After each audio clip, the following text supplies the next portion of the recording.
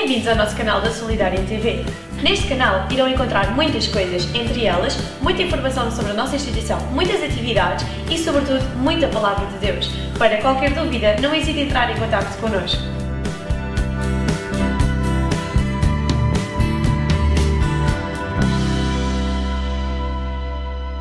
Senhor Jesus, agradecemos, Senhor, o privilégio de estarmos congregados no Teu nome, Senhor, e colocar-nos, Senhor, diante da Tua Palavra, Senhor, que é um espelho para as nossas vidas. Meu Deus, e dar-te a Ti honra e glória, Senhor, e pedir-te, Espírito Santo de Deus, que a Tua Palavra venha fazer a obra desde já que Tu tens preparada, Senhor, na vida de cada um. Senhor, sabemos que não podemos resistir, Senhor, ao Teu grandioso amor, à Tua poderosa graça, Senhor, e ao poder do Teu Espírito Santo. Por isso peço, Espírito Santo de Deus, faça a Tua obra, Senhor. Diz que onde quer que a Tua palavra é enviada, ela produzirá fruto, Senhor. Assim que confiamos em Ti, Senhor, e pedimos que a Tua palavra, que é bendita, seja uma vez mais abençoada pela Tua preciosa sangue, Senhor, e toque as vidas, transforma, faça cair muralhas, preconceitos, prejuízos, e que a Tua imagem, Senhor, seja refletida em cada um dos Teus filhos, Pai. Abençoa, Senhor, aqueles que nos ouvem através dos mídias, Senhor, através da internet, Senhor, e faz a Tua obra no nosso meio. Queremos pôr-nos à Tua ação, Pai, à ação da Tua palavra. No nome de Jesus, amém. Amém? Vamos sentar-nos.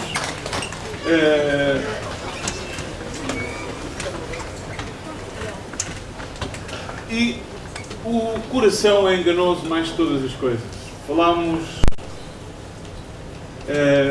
no passado fim de semana, e não vou enquadrá-lo, senão vou começar com uma escritura que todos nós conhecemos e alguns de nós temos-a inteiramente memorizada ou não. Às vezes para mim é difícil ter as escrituras memorizadas porque sai-me em portunhol ou sai-me em inglesinhol, onde uma pessoa tem que expor a palavra em diferentes línguas. É complicado porque às vezes há que pensar numa língua. Mas diz a palavra do Senhor, todos sabemos, e quero falar acerca do João 3,16. João 3,16 diz: porque Deus amou ao mundo de que forma? De tal maneira. E ainda agora vinha a falar com o Manolo no carro, exatamente acerca desse amor que as pessoas muitas vezes não conseguem entender e não conseguem manifestar. Porque nós somos chamados a sal deste mundo. Somos chamados a luz deste mundo. Não é que nós tenhamos algum tipo de luz, mas a luz que nós temos é a luz de Jesus Cristo. E daí muitas vezes vêm as perspectivas de como vemos as coisas, porque diz que os olhos são a lâmpada do corpo. Amém? E se os nossos olhos têm a luz, significa que se os nossos olhos têm revelação, refletem a luz de Jesus Cristo, então todo o nosso corpo está clarificado, tem as coisas claras, tem uma direção clara. Mas se os nossos olhos, se a luz que há nos nossos olhos são trevas, então significa que a perspectiva que temos das coisas está entenebrecida. Conforme dizia Paulo aos Efésios, temo por vós, vos tendes afastado, aos Efésios, vos afastastes da simplicidade que há em Cristo Jesus, deixaste-vos enganar. Noutra passagem diz: o vosso coração está entenebrecido. E esse entenebrecimento vem muitas vezes exatamente da nossa perspectiva. Qual é que é a nossa perspectiva do amor de Deus? Como é que nós sentimos o amor de Deus? Como é que nós, mesmo quando não sentimos o amor de Deus, sabemos e conhecemos o amor de Deus, embora não o consigamos muitas das vezes materializar ou explicar? Porque ele diz que amou ao mundo de tal maneira que dar é um ato de generosidade. Dar é a maior manifestação de amor, é dar. E Ele deu sem esperar nada em troca. Deu o seu Filho unigênito para todo aquele, diz comigo, todo aquele. E quero enfatizar em todo aquele. Ok? Quando diz todo aquele, tal como Paulo diz aos Romanos, Deus não faz exceção de pessoas. Então Deus deu o seu Filho unigênito por amor ao mundo, para que todo aquele que nele crê não pereça, mas tenha vida eterna. Mas repara bem que diz todo aquele. e de tal forma. São duas proposições. Quando diz de tal forma, é de uma forma que nós não conseguimos explicar, que nós, grande parte das vezes, não vamos conseguir entender, porque exatamente o profeta Isaías diz: mais altos são os meus pensamentos que os vossos pensamentos. Não conseguimos abarcar. Quem conhecerá a mente de Deus? Quem conhecerá, quem pode discernir a mente de Deus, não é? Mas aqui depois é relevante como diz todo aquele, porque ele diz, ele não enviou o seu filho ao mundo, nem para criar uma religião, porque a religião condena, e no verso 17 diz, Deus enviou o seu filho ao mundo para que não julgasse o mundo, para que não viesse estabelecer uma religião de letra morta, de lei, mas, ao contrário, mas para que o mundo, por ele, fosse salvo, para que todo aquele que nele creia já não pereça, mas tenha vida eterna. E o julgamento diz, quem crê nele já não é julgado, não está a ser julgado por ele, está a ser santificado, está a ser limpo, está a ser aperfeiçoado, mas quem não crê já está julgado. Amém? Há muitas pessoas que às vezes se sentem julgadas porque têm preconceitos.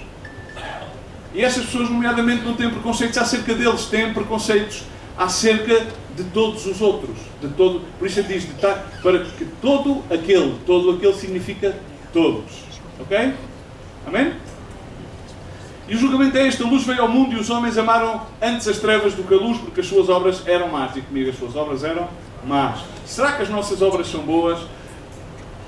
Na realidade, quando nós somos homens feitos de carne, e apesar daqueles que já tínhamos aceito ao Senhor Jesus Cristo como nosso Senhor e Salvador, somos redimidos pela sua preciosa sangue, mas ainda assim todos estamos destituídos da graça de Deus, porque na realidade ainda nos nossos membros se debate a condição de pecar. Por isso Paulo diz, aquilo que eu quero fazer não faço, há uma luta nos meus membros. Quem me livrará deste corpo de morte? Quem me livrará destes pensamentos? Quem me livrará destes preconceitos? E todos vivem de alguma maneira essa luta, não é? E todos somos dados a fazer obras más. Todos somos dados a fazer obras más. Mas gera-se o preconceito porque sempre justificamos as obras más que fazemos com uma obra má que nós consideramos de maior maldade que é feita por outro. Eu fiz isto e tal, mas o fulano e tal, mas aquele que também pertence a todos aqueles também fez ou faz pior do que eu. Porque todo aquele que faz o mal aborrece a luz e não vem para a luz, para que as suas obras não sejam reprovadas. Mas quem pratica a verdade, quem pratica a Jesus Cristo é o caminho, Ele é a verdade e Ele é a vida. E quando a palavra de Deus se refuta à verdade, está a falar de Jesus. Por isso diz, cada homem proclama a sua própria bondade, diz o provérbio. Em algumas versões bíblicas diz bondade, noutras versões bíblicas diz aquilo que é mais tangente à linguagem original. Cada homem proclama a sua própria verdade, mas homem de verdade, quem o encontrará? Estamos aqui? Homem de verdade, homem e mulher, que significa que estão na verdade, que estão afirmados na verdade, não é? Vem para a luz a fim de que sejam manifestas as suas obras que são feitas em Deus. Ok? Manifestar as suas obras que são feitas, e comigo que são feitas, em Deus. Quando as obras são feitas em Deus, significa nós não fazemos nada. Somos o meio pelo qual Deus opera o seu querer e o seu fazer. Por isso Ele diz, a sua palavra, que Ele pôs em nós um espírito de querer e fazer ou efetuar, dependendo das versões bíblicas. Ok? Então agora quero levar-te para enquadrarmos a Escritura a 1 de João 3,16. E aqui João encontra-se a ministrar à sua igreja, uma igreja que era composta por pessoas de diferentes etnias, nomeadamente judeus e gentios, que faziam parte de todos aqueles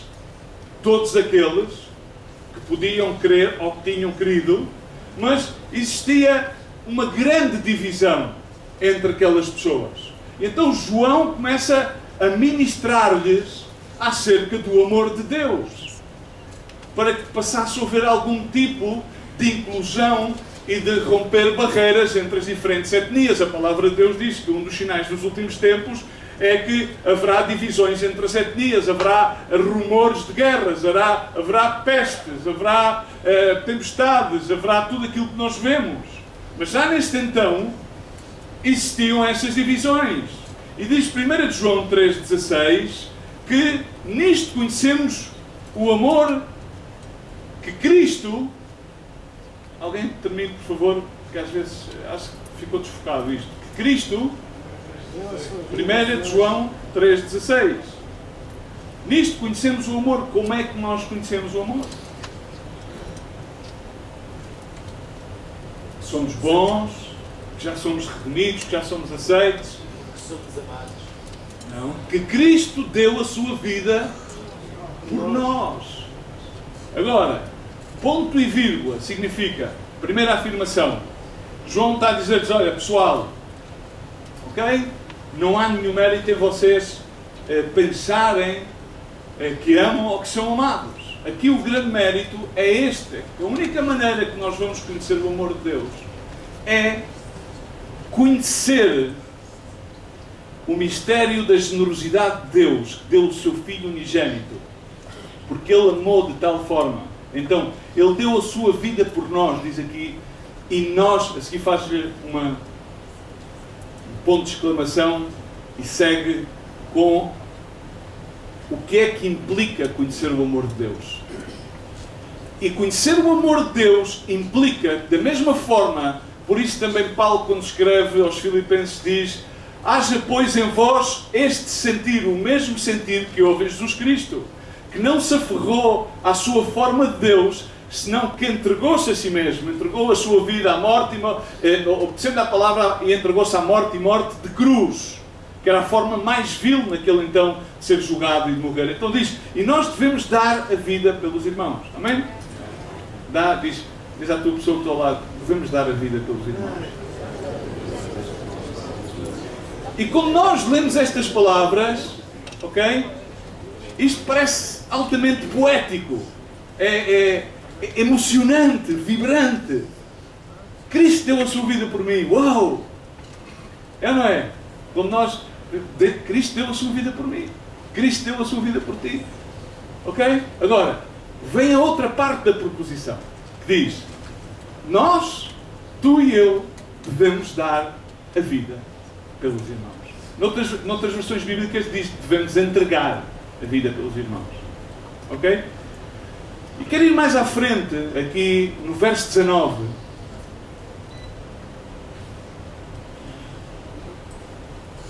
E diz, nisto conhecemos que somos da verdade.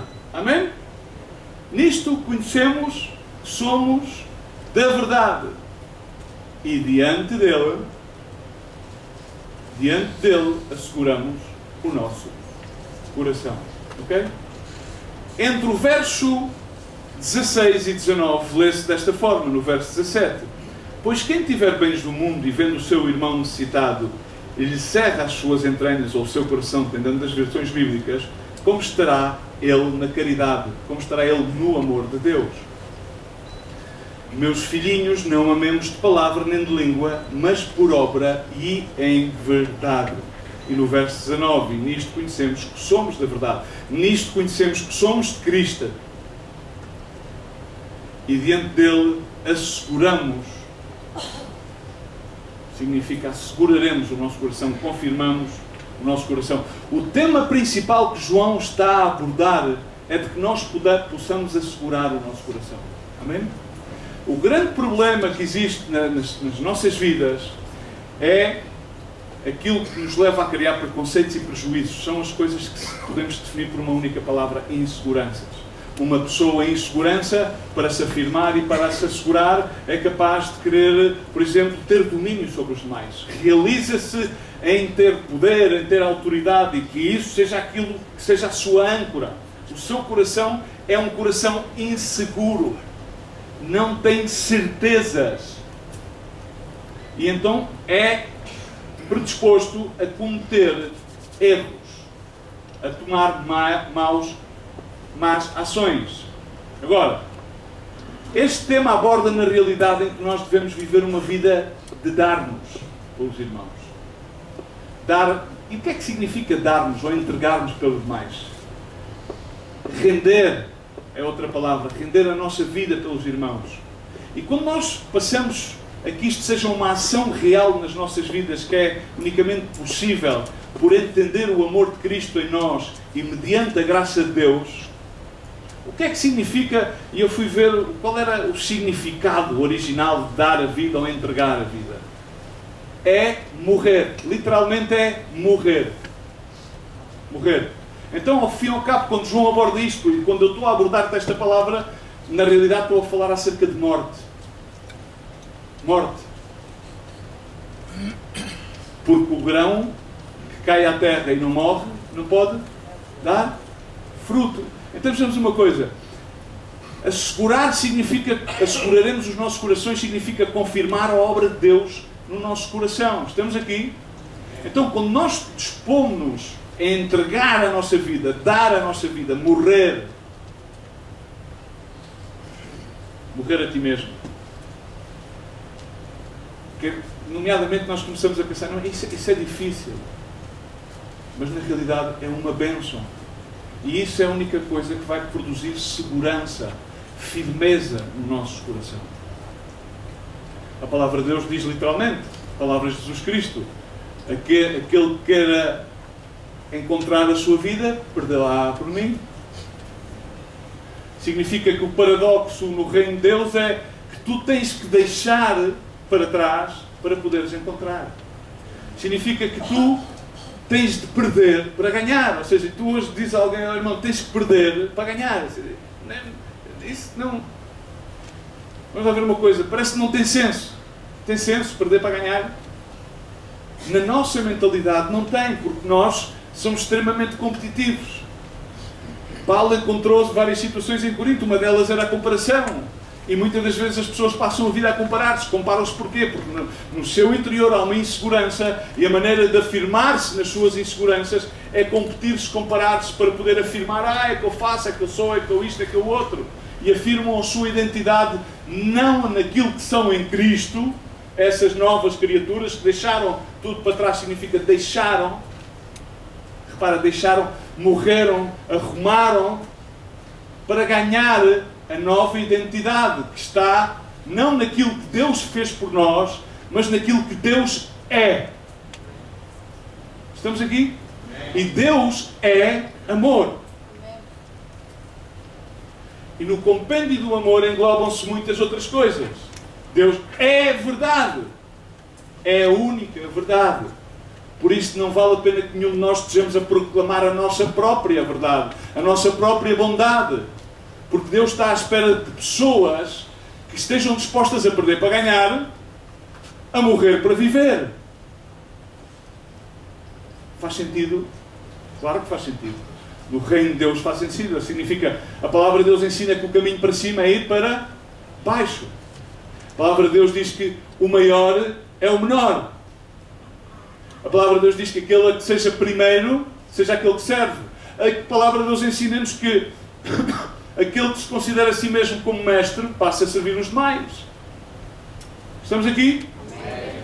Então que os primeiros serão os últimos e que os últimos serão os primeiros. E tudo isto está englobado em todo aquele de João 3,16. Agora temos que entender porque é que João está a falar e porque é que João está a escrever desta forma. Porque encontra uma igreja dividida. E porque é que esta palavra se pode, de alguma maneira, sempre aplicar às nossas vidas? João encontra aquela igreja dividida porque haviam, exatamente como disse, haviam diferentes etnias. As pessoas olhavam-se de maneira diferente. Havia uns que eram judeus, havia outros que eram gentios, e tinham diferentes formas de pensar. Os judeus afetados, de certa maneira, pelas suas tradições hebraicas, e os gentios, evidentemente, por outras filosofias e etc. Então, eles não estavam, por exemplo, os judeus o que é que faziam? Eles preferiam dar-se com os judeus. E os gentios, dentro da mesma congregação, o que é que tinham a preferência de dar-se com os gentios? Davam preferência uns a outros, sem que, na realidade, houvesse o cumprimento do amor de Cristo, que é somos todos e Deus não faz acepção de pessoas. Então, quando entregamos a nossa vida, não interessa a nossa etnia, não interessa a nossa cor, não interessa a nossa nacionalidade, não interessa a nossa maneira própria de interpretar ou ver as coisas. Interessa render-nos a nossa própria vida. Significa morrer a nossa vida para entregá-la pelos demais e aceitar os demais tal qual como eles são. Bom dia. Estamos cá? Assim, hoje em dia, ao olhar daquilo que nos rodeia, das nossas próprias comunidades, das comunidades Igreja Cristã Corpo do Messias ou Igreja Cristã Corpo de Cristo, da comunidade evangélica, da comunidade dos ministérios Remar, encontramos estes mesmos problemas que João encontrou naquela sua congregação. Que dizem os teólogos das várias escolas de pensamentos que aparentemente esta igreja, depois da morte de João, dissipou-se, deixou de existir. Uns foram para um lado e outros foram para o outro. Era como dizer, imagina que no dia da manhã os fundadores destes ministérios deixam de existir e o que é que acontece? Este ministério dissipa-se porque há preferências ou não. Ou somos uma comunidade que na realidade entendemos o transfundo da palavra de Deus e o princípio do qual aqui está a falar João, que é na realidade aquilo que Jesus Cristo orou ao Pai, que eles sejam um, como eu e tu somos um, para que o mundo conheça que tu me enviastes. Estamos aqui. Estamos aqui. Bom dia. Bom dia a todos. Tomaram café? Porque eu acredito que provavelmente na Bíblia portuguesa diz que o justo pelo seu café viverá. E então às vezes um bocadinho de café anima a fé. Ok. Não tomei em conta esta. É uma piada sem piada, enfim. Então, João está a dizer-nos, na realidade, que devemos permitir que esta poderosa verdade da palavra de Deus, à parte de entendermos que vimos ainda a semana passada, entendermos que estamos perdoados, que somos aceites, por meio da sangue do Cordeiro, isso tem que ser o suficiente para ultrapassar as divisões. Estamos aqui? Isso tem que ser o nosso ponto de união. Porque Jesus entregou a sua vida. E João faz um apelo a que nós entreguemos a nossa vida pelos demais. E diz que nisso conhecemos, somos da verdade. Essa é a manifestação pelo qual... E agora Jesus entregou a sua vida por quem? Só pelos evangélicos? Hã? Por? Fez acepção de pessoas? Então nós devemos entregar a vida por quem? Por quem nos cai melhor? Por todos. Então eu acredito que esta Escritura aplica-se a nós, hoje, à situação que nós vivemos, à situação que provavelmente está dentro do nosso coração, encarcerado. Mas repara que eu dar-te exemplos, não sei se isto aconteceu alguma vez. Já te sentiste desconfortável ao pé de algumas pessoas? Não tenhas vergonha. Às vezes uma pessoa... Às vezes essas pessoas podem parecer-nos diferentes, podem até mesmo ser de outra nacionalidade, enfim, por exemplo, podem até ser de outra etnia, no que diz respeito a raças étnicas, podem até ter diferentes hábitos. Já uma vez te sentiste ofendido por alguma pessoa?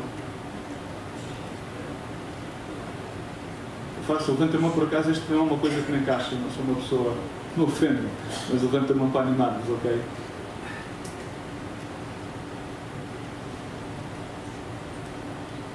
Já alguma vez sentiste como estranho ao pé de alguma pessoa dentro da comunidade? Já te sentiste isolado no meio de uma multidão de crentes? Crentes, isto estamos a falar de crentes. João está a falar à igreja. João está a falar à igreja. Ok? A palavra de Deus, muitas pessoas sentem-se isoladas no meio de crentes. Têm vergonha de admitir.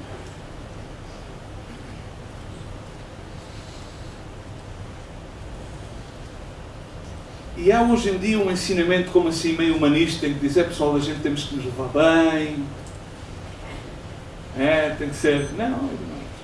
Mas o objetivo de João não era que aquela igreja, ou é que nós nos levemos bem uns com os outros.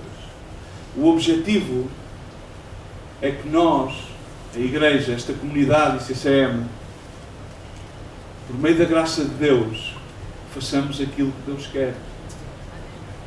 E aquilo que Deus quer é que demos a vida pelos demais, porque Ele entregou a sua vida por todos nós, não somente por uma parte, não somente por aqueles que nos caem melhor, mas por todos aqueles, inclusive aqueles que às vezes nós nos sentimos menos confortáveis com eles. E isto somente é possível por meio da graça de Deus e pelo meio do Espírito Santo de Deus. Por isso já diz a palavra de Deus, nós somos salvos porque por alguma coisa que nós fazemos, não pela fé e pela graça. Ou pela graça mediante a fé.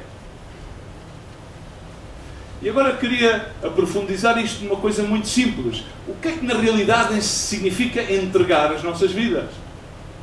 Isto é evidente quando nós lemos estas Escrituras que há aqui um significado bastante elevado. E que esse significado tem a ver com uma coisa que é a nossa forma ou o nosso estilo de vida.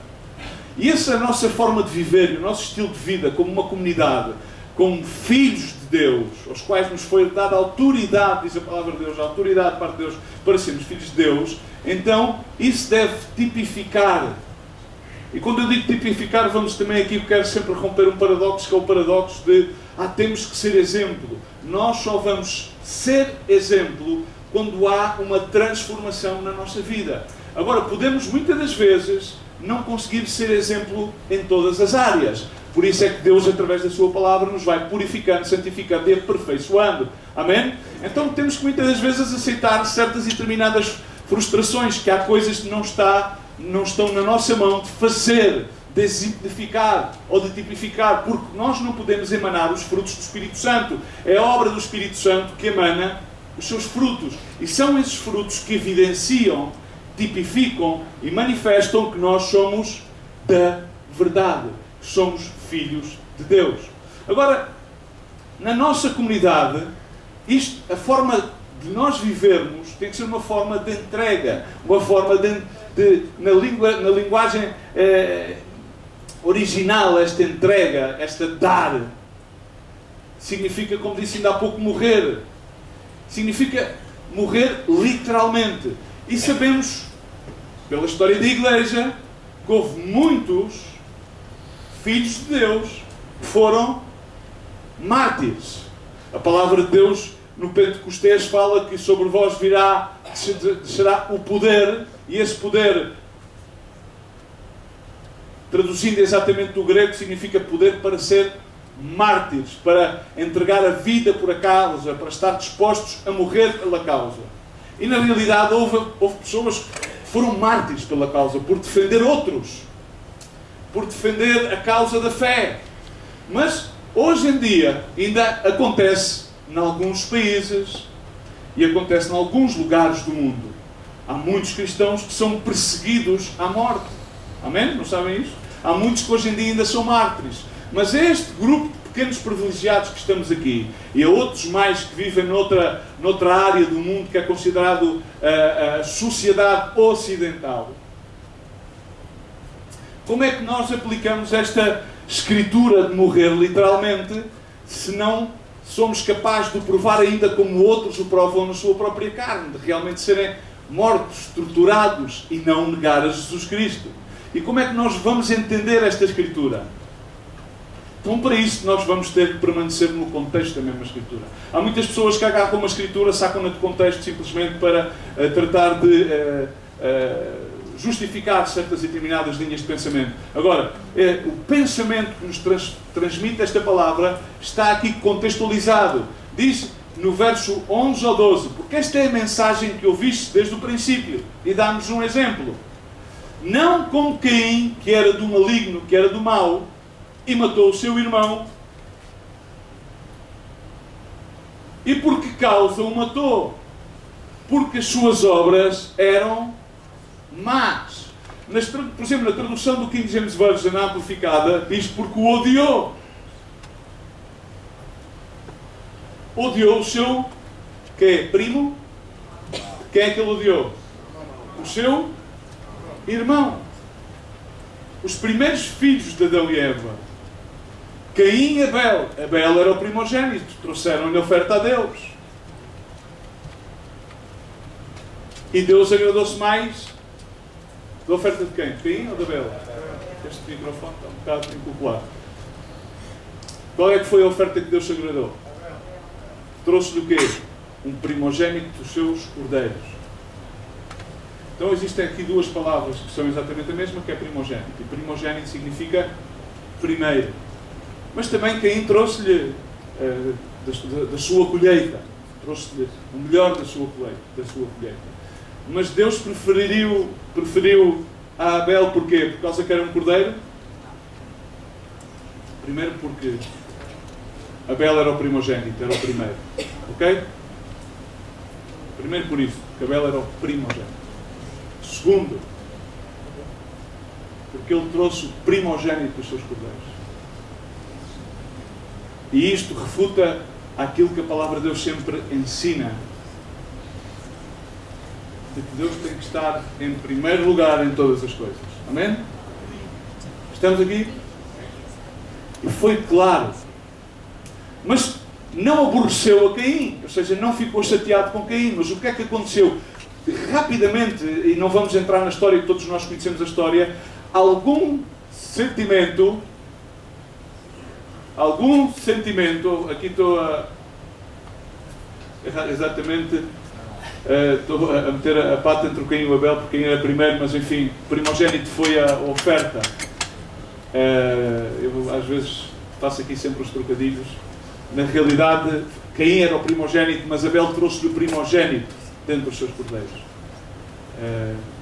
E isso foi aquilo que lhe agradou a Deus, porque ele não lhe trouxe, mas desenvolveu-se um sentimento, e é aqui que vamos, que é o sentimento que se desenvolveu em Caim. Foi tão rápido que relata a palavra de Deus em Gênesis capítulo 4,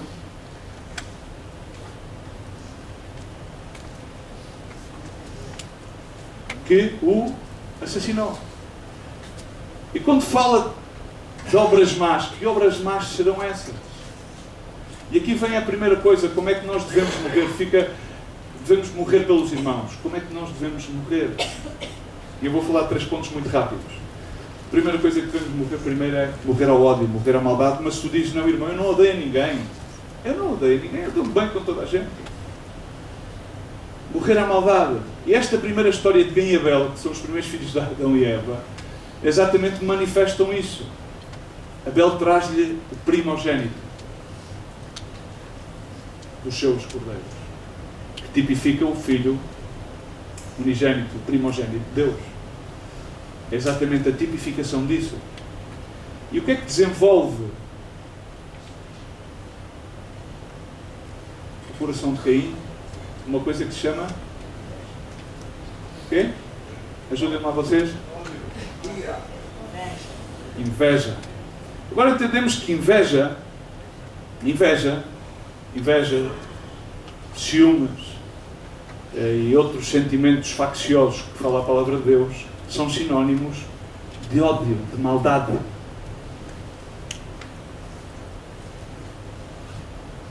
E ele ficou chateado porque o seu irmão foi abençoado e ele não foi abençoado. E quantas pessoas às vezes ficam chateadas porque alguém é abençoado e o outro não é abençoado? Ficam. Estamos a falar entre irmãos. Eram irmãos. E João está a falar a uma igreja de irmãos. E a palavra vem para nós como irmãos uns como aos outros. Mas todos dizemos, não, mas nós não odiamos a ninguém, mas devemos morrer à maldade. Significa dizermos, não, mas ó irmão, mas eu não sou mau, eu não faço mal a ninguém, eu não sou racista, eu aceito as pessoas, eu não faço bullying, eu não tomo vantagem sobre os mais fracos. Será? A palavra de Deus aqui não diz que Caim não gostava de seu irmão. Não. Caim matou o seu irmão porque no seu coração alojou-se-lhe um sentimento de rejeição, de repúdio. Ao fim e ao cabo, de ódio. Porque ele obteve algo que ele queria. E assim leva-me sempre àquelas músicas que ecoam sempre na minha mente, não é? Eu só quero estar onde não estou, eu só quero ser aquilo que não sou. Eu só quero ir onde não vou. E a outra música dos Rolling Stones que diz I can get no satisfaction, but I try. Ou seja, não consigo nenhuma satisfação. Caim não ficou satisfeito em que o seu irmão fosse abençoado.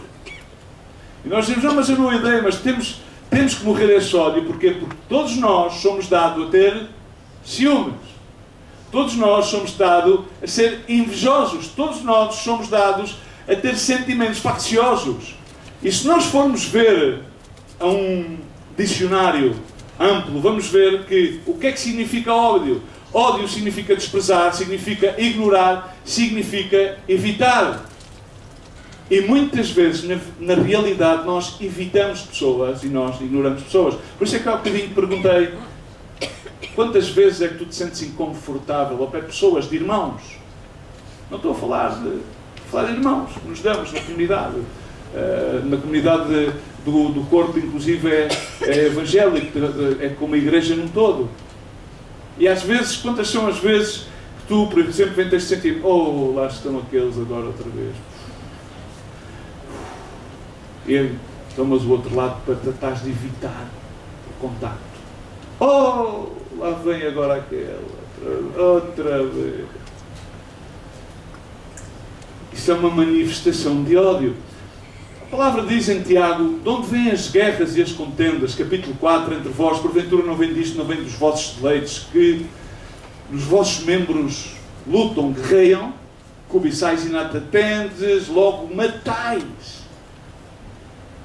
A cobiça leva a matar relações, leva a ter aqueles olhares e aquelas palavras que são mais incisivas do que uma própria navalha ou do que uma própria pistola que tira a vida.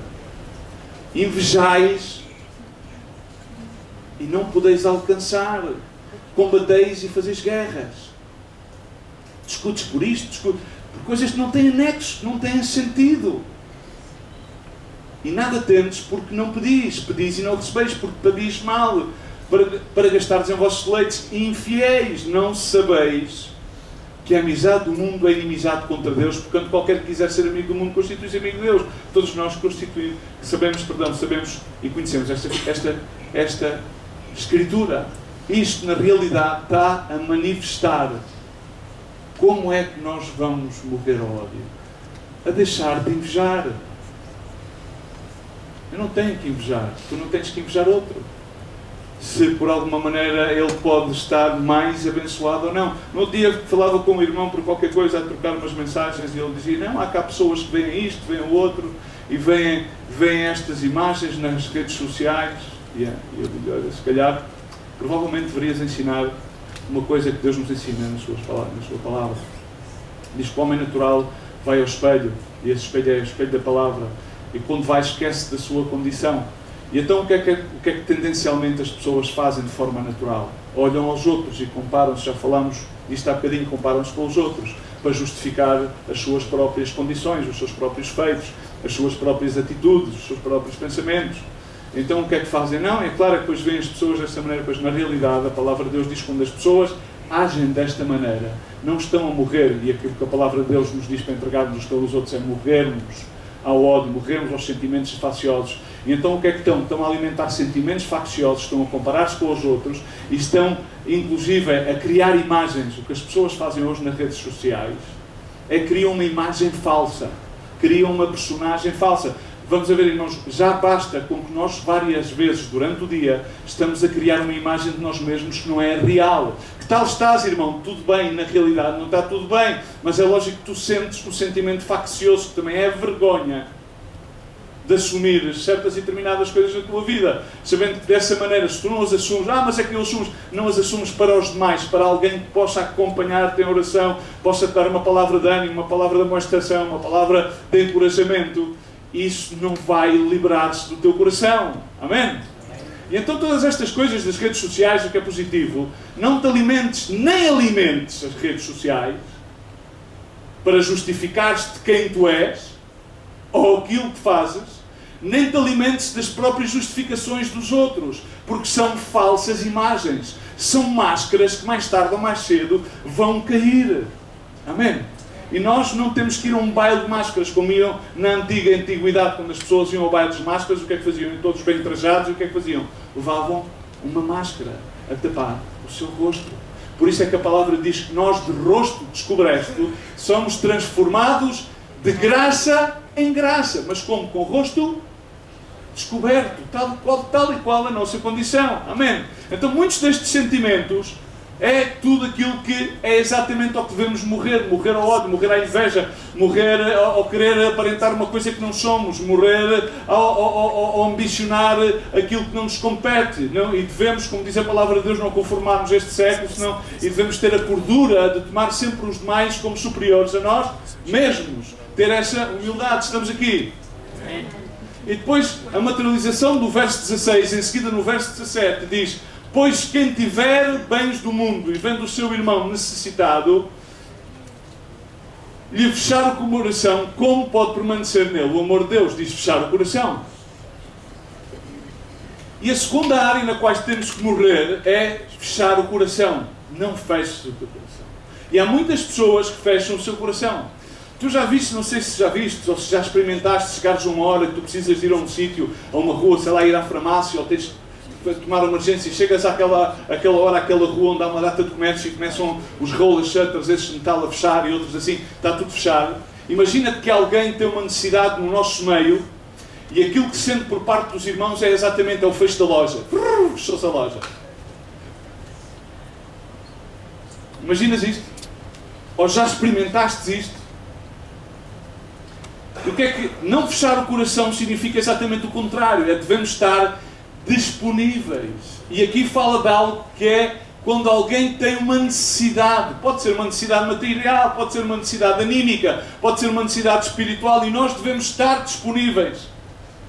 Morrer é estar fechados. A nossa loja tem que estar aberta. A palavra de Deus diz, Isaías, as portas da nossa casa estão abertas de dia e de noite. Amém? Significa nós estamos disponíveis a ser generosos, a ser compassivos, a ser misericordiosos, a não julgar para não sermos julgados. Aquilo que queremos que os homens nos façam a nós, fazemos aos demais. Regras de ouro, amém? Que diz a palavra do Senhor em Mateus, no seguimento entre Mateus 5, 6 e 7. Nesse seguimento é a regra de ouro. E devemos aplicar essa regra de ouro. E João está aqui a manifestar que nós como comunidade, como igreja, como ministério, não podemos ter o direito, não podemos reservar esse direito sequer, de fechar o nosso coração. Mas nós, no nosso âmbito pessoal, muitas das vezes, fechamos o nosso coração. E fechamos o nosso coração, sabes porquê? Não, mas porquê é que eu vou dar a este se ele vai malgastar, se ele não vai valorizar? É que Deus não te pede que tu dês de acordo à forma como o outro vai usar o teu recurso. Deus simplesmente te pede para que sejas generoso. Para dar esmola à pobre. Mas se eu dou ao pobre e a seguir se ele vai tomar álcool ou se vai drogar, não interessa, mas tu cumpriste em dar.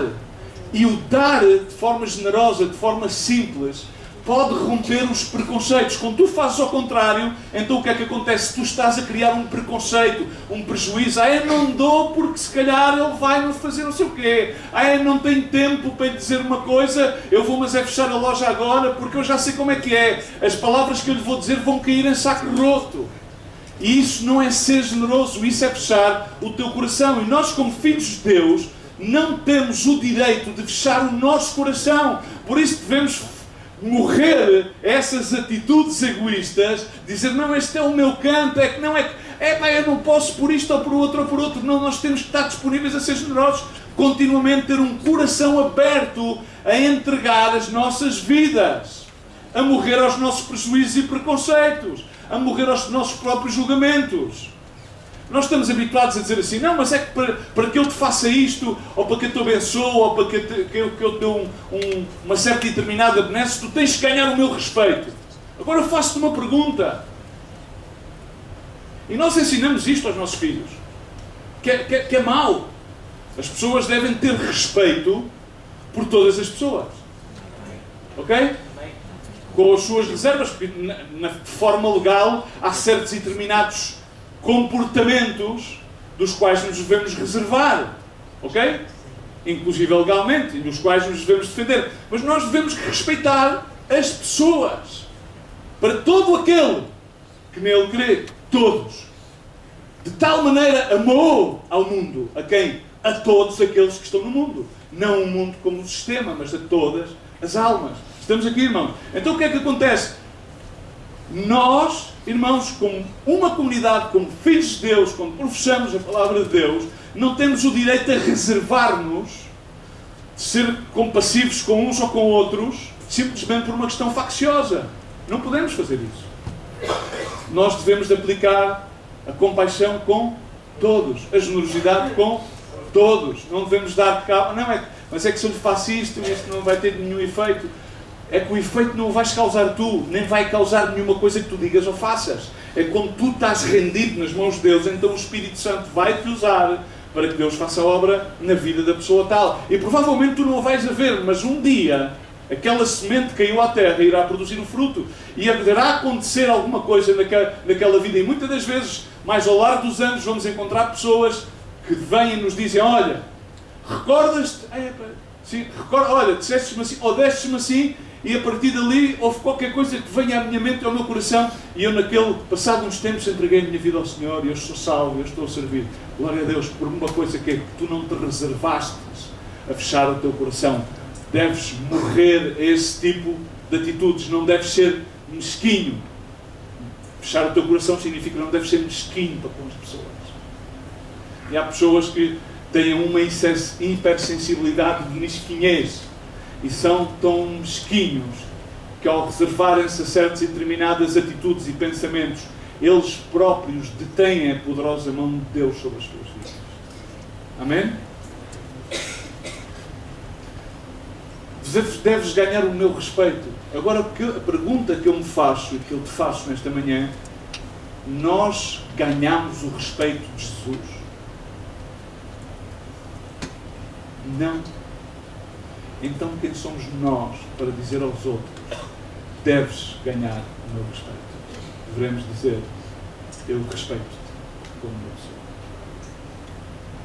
sou. Estão a ouvir? Eu respeito. E eu respeito-te porque eu entendo como Jesus me respeitou, me amou e me alcançou.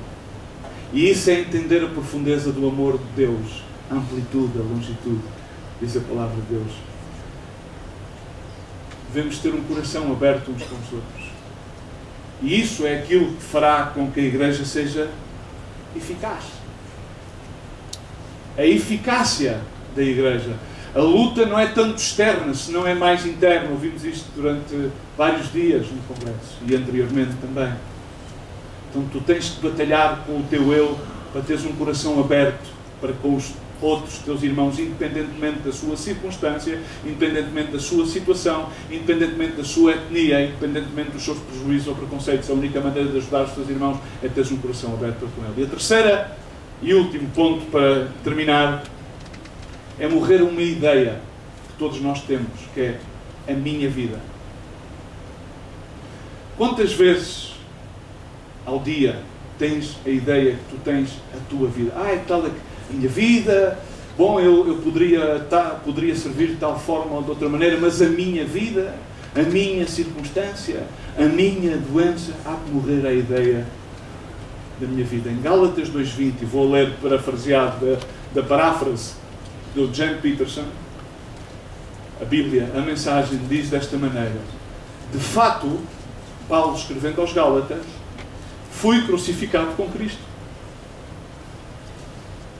Meu ego já não ocupa o primeiro lugar. Estão aqui? Amém. A minha vida, o meu ego, aquilo que eu sou, o meu altar, o altar do meu grande João, Felisberto, Alberto, Aurora, Luís Miguel, Luís Filipe, Luís não sei quanto. Esse meu ego já não toma o primeiro lugar. Pouco me importa parecer justo ou ter um bom conceito entre vocês. Isso não é o importante. O importante não é impressionar as pessoas, nem impressionar a Cristo. O grande erro na vida de muitos que servem ao Senhor é quererem impressionar as pessoas e quererem impressionar a Cristo. E Cristo não se impressiona. Ele levou sobre as suas costas todas as nossas iniquidades naquela cruz, naquele madeiro. Não há forma de o impressionar por qualquer coisa que nós queiramos fazer ou emanar. A única forma que nós temos de que Ele se alegre e regozije nas nossas vidas é que nós possamos morrer e alegrar-nos juntamente com Ele. Amém? É que nós possamos obedecer à Sua vontade, conhecer a Sua vontade. E diz, não estou mais tentando impressionar a Deus. Não vale a pena querer impressionar as pessoas. Não vale a pena querer impressionar a Deus. Não vale a pena. Porque Ele diz, agora Cristo vive em mim. E essa é a grande verdade. Muitas das vezes nós não somos capazes de abraçar. Nós não somos capazes de abraçar isso porque na realidade nós estamos centrados em nós mesmos. Dizemos, não, é que eu ainda hoje vinha a falar isso com o irmão por caminho para cá. Não, é porque eu pequei desta maneira ou eu fiz... Ok. A questão não é essa. A questão é, produziste frutos dignos de arrependimento. Jesus Cristo estava na cruz reconciliando-se a si mesmo connosco, sendo ao Pai, levando-nos ao Pai, não tomando, umas versões bíblicas diz, não tomando as iniquidades do homem em conta, noutras versões bíblicas diz, ignorando, passando por em cima o tempo da nossa ignorância. Amém? E é centrar-te no Cristo, que é o epicentro da nossa fé, é a pedra angular do templo. Agora, a vida que eu vivo já não é minha, mas é vivida pela fé no Filho de Deus, que me amou e se entregou por mim. Estamos aqui? Ele entregou-se por ti. E então ainda diz, eu não volto mais para trás. Há aquele louvor que diz, como é que diz, Toninho, não olhe para trás ou para a frente, eu não sou muito bom com os louvores, tu ajuda-me aí. A cruz à frente e o mundo atrás. A cruz à frente e o mundo atrás. Não olhas para trás. E aquele que põe a sua mão no arado e olha para trás não é digno de ser meu discípulo. Amém? E continua a dizer, não está claro que voltar para a velha religião e guardar regras a agradar os outros é abandonar a nova vida de relacionamento com Deus? Faz esta pergunta. As regras, aquilo que é exterior, aquilo que é aparente, não produz câmbio, é condicionamentos. Há pessoas que estão condicionadas simplesmente, mas não estão transformadas. Estão formatadas a uma forma de viver, mas o seu interior não está ainda transformado. Então ele diz, será que isso é... Não posso desprezar a graça de Deus se é possível ter um relacionamento vivo com Deus apenas guardando regras. Cristo meteu. Irmãos, as regras não nos levam a ter um relacionamento. Se nós temos um relacionamento, imagina-te a ter um relacionamento quando és casado com a tua esposa por meio de regras. Regra número 1. Regra número 2. Jesus Cristo veio à cruz, deixou-nos todas as suas sagradas escrituras e quando nós vamos ao Velho Testamento vimos como em todas as histórias há uma imagem tipificada de Jesus Cristo. Caim e Abel. Há outra grande história que é a qual que eu vou terminar, que toda a gente consegue entender, que é a história de Abraão e Sara, que na sua já idade avançada foi-lhes prometido que iriam ter um filho e Sara riu-se como um riso de escárnio. Mas na realidade depois foi-lhes concedido a Isaac, aquele que é considerado o filho da promessa. Amém? Foi considerado o filho da promessa. Mas repara bem que em Gênesis 22, e não é que Deus quisesse realmente matar a Isaac, estamos aqui? Diz no verso 1, sucedeu depois destas coisas que Deus provou a Abraão. dizendo-lhe a Abraão, e este respondeu, eis-me aqui, toma agora o teu filho único, o primogênito, o unigênito, o único que eu te dei, a promessa, a tua vida, a tua salvação. Agarra nos teus filhos e põe-os no altar. Agarra na tua família e põe no altar. Vai à terra de Moriá e oferece-o aí em holocausto sobre um dos montes que eu tenho de mostrar. Levantou-se depois Abraão de manhã, abordou o seu jumento e tomou consigo 2 de seus moços, e Isaque seu filho, e tendo cortado de lenha para o holocausto, partiu para o lugar que Deus lhe dissera. Ao terceiro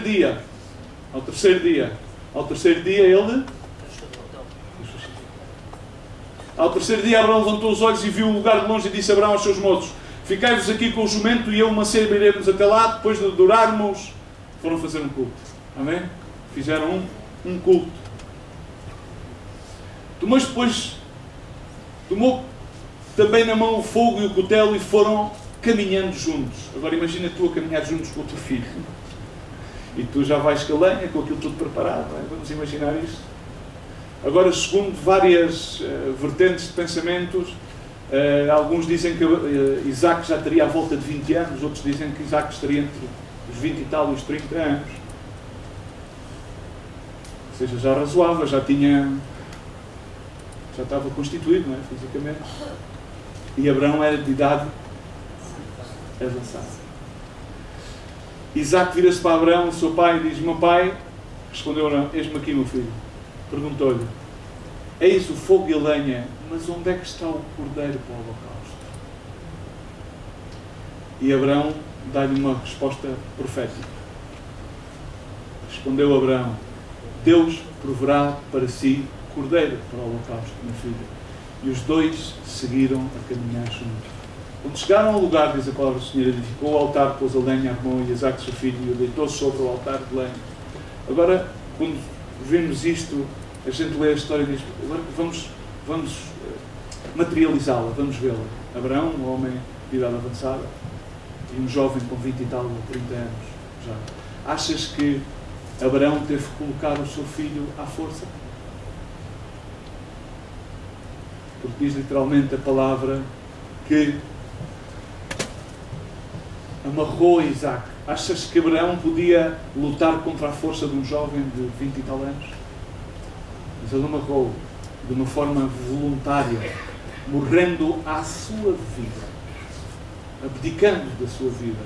Isaque deixa que o pai o coloque no altar e empunha o cutelo para que pudesse imolar o seu filho. Mas o anjo do Senhor bradou desde o céu e disse a Abraão, ele respondeu, eis-me aqui. Então disse o anjo, não estendas a mão sobre o mancebo e não lhe faças nada, porque quanto agora sei que temes a Deus, visto que não negaste o teu filho morreu. Amém? E aqui, Isaque tipifica a Cristo. Foi substituído. E vemos sempre na Bíblia que há uma substituição, quando há um sacrifício voluntário, quando há a disponibilidade de morrer à tua própria vida, de entregar a tua própria vida. Agora nós temos que entender que quando nós seguimos a Jesus, viveremos momentos, viveremos vales, nos quais as coisas não fazem sentido.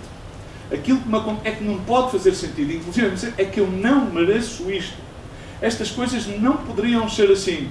Haverá momentos em que nós não entendemos onde é que Deus nos está a direcionar. Não somos capazes de entender. Tal como Abraão não entendeu. E Isaque tampouco entendeu. E Abraão não lhe deu muitas voltas para entender. Abraão o que é que fez? Obedeceu à voz de Deus. Obedeceu. E Isaque o que é que fez quando o seu pai respondeu, não te preocupes, meu filho, porque Deus proverá um cordeiro, e depois a seguir o seu pai atou e coloca no altar e agarra, empunha ao cutelo, e Isaque estaria a dizer, não pode ser, vá lá se arranjou, isto é outra situação. Agora imagina tu nesta situação. Vamos obedecer a Deus. Vamos morrer à nossa própria vida. Deus não queria matar a Isaque. Deus queria evidenciar a Jesus Cristo por meio de Isaque. O anjo, Jesus, o anjo, Deus mesmo falou, não, para, detente. E houve uma substituição. Render-nos, entregar-nos, despojar-nos. A palavra de Deus diz em Tiago 1,21, pelo que despojamos da vossa toda a sorte de imundícia. toda a sorte de maldade, invejas, sentimentos facciosos. Voltando ao primeiro ponto, morrer à maldade, morrer ao ódio. Não feches, por um ponto, não feches o teu coração aos irmãos. Não tens o direito de fechar o teu coração aos demais. Não tens direito. Terceiro ponto simples que está tipificado nesta Escritura, quando diz, da mesma maneira que Jesus Cristo entregou a sua vida por nós, também nós devemos entregar a nossa vida pelos irmãos. E diz, recebei com mansidão a palavra em vós implantada. Recebe a palavra de Deus, a qual é poderosa para salvar as vossas almas. E continua a dizer, e sede cumpridores na palavra, não somente ouvintes. Há muitos simpatizantes do Evangelho. Há muitos ouvintes do Evangelho. Há muitos faladores do Evangelho. Não te enganes a ti mesmo. Pois se alguém ouvindo na palavra e não a cumpre, não a põe por obra, é semelhante a um homem que contempla no espelho o seu rosto natural. Significa ter uma imagem que já não é falsa. É uma imagem que ele cria. Contempla-se em si mesmo, vai-se embora, logo esquece como ele era, esquece da sua condição. Agora, aquele que atenta bem para a lei perfeita, vírgula, a da liberdade. A lei perfeita é a da liberdade. Aquela na qual podemos entender que Deus nos amou, não com o propósito de nós levantemos um altar ego a nós próprios mesmos, mas que tenhamos o mesmo sentido que nele houve. Mas da mesma forma como Deus nos amou a nós, a mim e a ti, nós também devemos assim entregar, morrer a nossa vida pelos outros. Por quem? Por todos. Todos aqueles que nele creem. E se alguém cuida de ser religioso, porque há muitos que são religiosos, mas não refreia a sua língua, mas engana o seu coração, a sua religião é vã. E então diz aqui o que é, fala sobre, no verso 17, o que é a religião pura e imaculada diante do nosso Deus Pai, é estar, fazer o quê? De uma forma prática, a atender os necessitados, a visitar os órfãos e as viúvas nas suas aflições e guardar-se do mundo, guardar-se o seu coração isento da corrupção do mundo. Significa afirmar o nosso coração. Ter afirmado o nosso coração na verdade.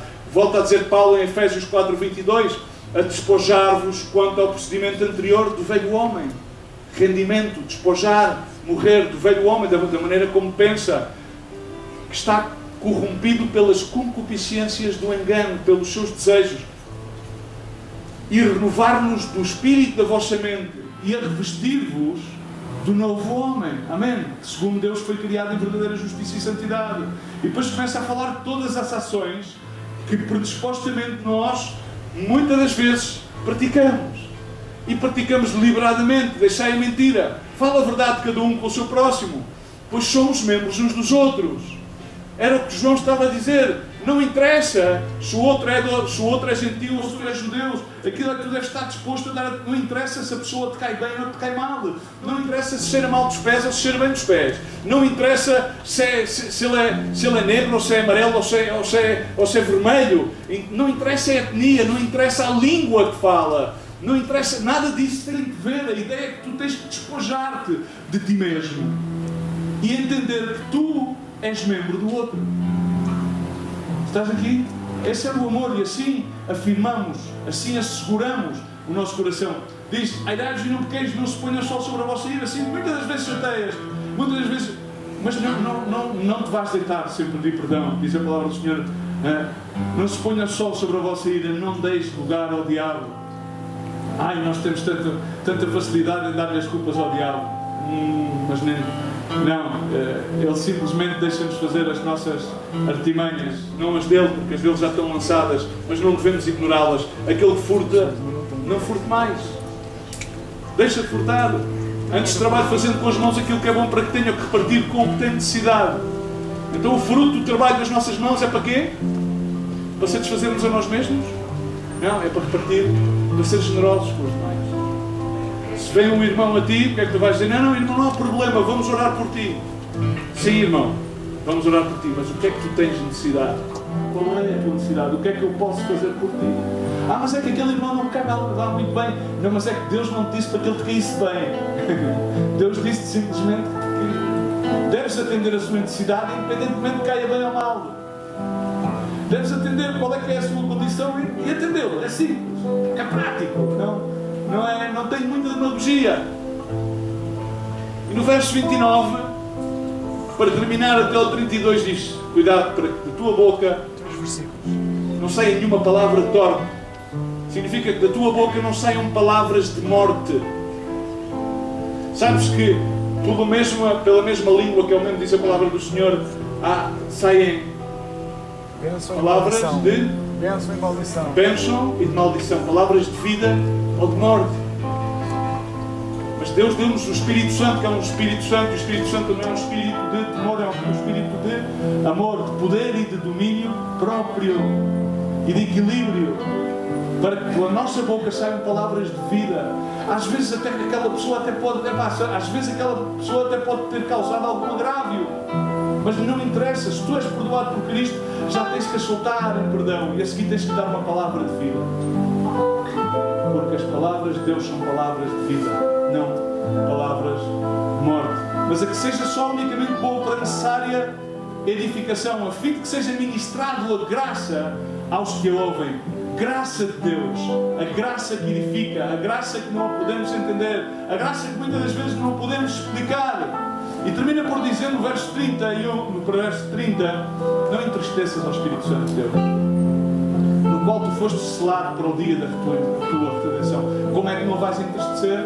Morrendo ao ódio, aos sentimentos facciosos, às invejas, às comparações. Como é que não vais entristecer? Simplesmente a não reservar-te, a fechar o teu coração, a teres um coração aberto para os teus irmãos. E ultimamente, que é a expressão máxima que engloba todas as três, é renderes a tua vida, entregar a tua vida, morrer aquela ideia, não, a minha vida. Se a minha vida está em Cristo, como dizia Paulo, já não vivo eu, se não vive Cristo em mim. Não é um conjunto de regras morais que me vão fazer mais ou menos. Não tenho que impressionar a ninguém. Tenho que estar em paz com Deus. Tenho que estar em comunhão íntima com o Senhor. E dessa maneira, então, da minha boca vão sair palavras de vida. Dessa maneira, então, nos meus olhos já vai haver uma luz boa, porque não é a minha luz que está condicionada a preconceitos, prejuízos, sentimentos facciosos, mas sim a luz de Cristo, com o qual eu posso olhar para a pessoa. Ela pode ter muitos defeitos, mas eu tenho que sobrevalorar todas as virtudes, porque em todas as pessoas há defeitos e há virtudes. E Deus olha para nós, não contemplando esses defeitos, mas contemplando as virtudes e o potencial que Ele tem de propósito para cada um de nós, sabendo que Ele na cruz do Calvário já pagou por todas as nossas iniquidades e já passou por cima de todos os nossos tempos de ignorância, para que nós tenhamos a ousadia de entrar no lugar santo, aí no altar do trono da graça, e recebemos do seu amor, da sua redenção, da sua justificação. Toda a amargura, cólera, ira, gritaria e blasfémia sejam tiradas dentre vós. Termina por dizer aqui Paulo aos Efésios: não vale a pena estar amargurado. Não vale a pena estar amargurado. Porque o débil pode dizer, como diz a palavra de Deus, diga ao débil, forte sou. E qual é que é a fortaleza de um filho de Deus? É a alegria no Senhor. Não há passo à amargura, não há passo a ter cólera. Não vale a pena. Não vale a pena encolorizaste contra uma situação, contra um irmão, contra uma certa determinada circunstância. Não vale a pena. Não vale a pena andar aí a gritar uns com os outros, como às vezes é tão difícil. Ver as pessoas, às vezes irmãos, e a única maneira que tento expressar qualquer tipo de coisa é gritar. E às vezes entristeço-me tanto comigo mesmo quando eu cometo esse mesmo erro. Quando me manifesto gritando. Não agrada a Deus. Não agrada a Deus. E a blasfémia, blasfemo. Quantos? Usando o nome de Deus em vão. Deus para cima, Deus para baixo, Deus para o outro lado. Não use o nome de Deus em vão. Reverencia o nome de Deus. Usa o nome de Deus. Como diz a palavra de Deus, procura ser um obreiro aprovado que não tem que avergonhar-se, que faz bom uso da palavra da verdade, que faz bom uso da verdade, que faz bom uso de Jesus Cristo, o Deus vivo, o Verbo, se manifestou ao homem, habitou entre nós e manifestou a sua glória. E diz, bem como toda a malícia, toda a maldade, mas diz então, sede bondadosos uns para com os outros. Bondade, não feches o teu coração. Mas é que este irmão fez. Já o perdoaste? Não, é que ele ainda não me veio pedir desculpa. Não tem que pedir desculpa. Tu é que tens que o perdoar. Amém? Há cerimónias entre os irmãos que às vezes fazem, anda cá, irmão e tal. Hoje é que tu, para te livrar, tens que publicamente pedir desculpa, e lá vai o outro, condicionado, sem vontade nenhuma de pedir desculpa, sem vontade nenhuma de pedir perdão, e lá está ele.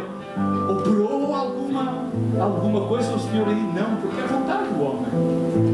Então, quando tu entendes o amor de Deus, na realidade, não te ofendes. Tu crês que Jesus Cristo sentiu-se ofendido? Tu crês? Era possível estar a amar e ao mesmo tempo a sentir ofensa? A amar e a repudiar os seus ofensores? Então, ser bondosos uns para com os outros, compassivos.